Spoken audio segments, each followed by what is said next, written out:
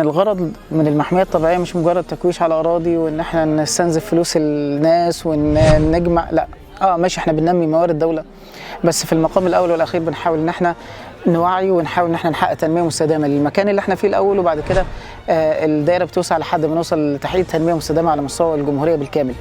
بنشتغل على برامج توعية كتيرة زي ريسايكلينج، زي طاقة نظيفة، بنوعي الناس بالتغيرات المناخية.